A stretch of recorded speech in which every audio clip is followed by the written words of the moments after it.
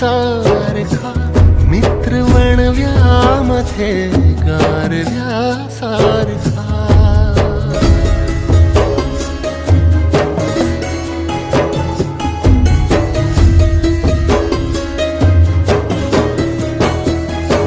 जाळताना मला देह ठेवासा,